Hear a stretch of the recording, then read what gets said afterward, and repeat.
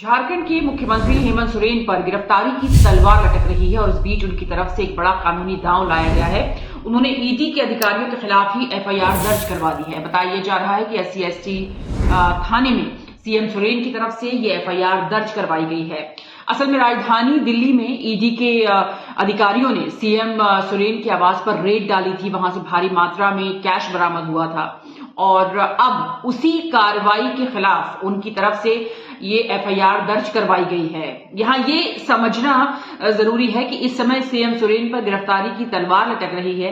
किसी भी वक्त उनकी गिरफ्तारी हो सकती है, उन्हें अरेस्ट किया जा सकता है। कुछ दिन पहले तक तो उनके ठिकाने को लेकर ही कोई जानकारी सामने नहीं आ रही थी। हालांकि बीजेपी ने बाकायदा एक पोस्टर भी लगाया था गुमशुदा हेमंत सोरेन।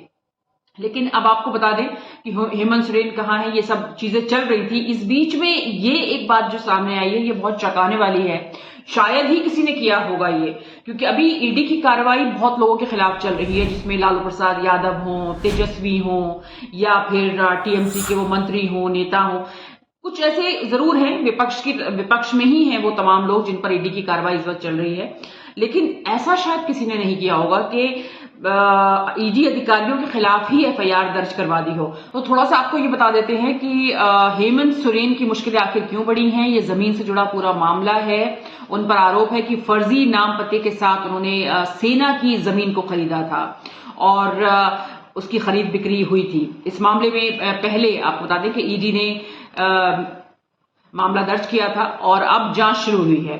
इस समय एक आदिवासी जमीन पर अवैध कब्जे को लेकर भी हेमंत सोरेन का नाम सामने आया है। उनकी मुश्किलें जो हैं वो बढ़ी हुई हैं। जो अब मामला चल रहा है उसको लेकर, जिसमें गिरफ्तारी इनकी कभी भी हो सकती है। बार बार सम्मन भी भेजा गया था, लेकिन वो सम्मन पर नहीं गए और अब जो है अब उनकी गिरफ्तारी की बात कही जा रही है और कभी भी गिरफ्तारी उनकी हो सकती है। जांच एजेंसी ने इस मामले में अभी तक 14 लोगों को गिरफ्तार किया है। इसमें एक 2011 बैच के IAS अधिकारी छवि रंजन को भी गिरफ्तार किया गया था और अब माना यह जा रहा है कि इस मामले में क्योंकि अभी तक सीएम हेमंत सोरेन द्वारा ज्यादा सहयोग नहीं हुआ है, इसीलिए इनकी गिरफ्तारी हो सकती है, क्योंकि सम्मन पर ये गए नहीं है।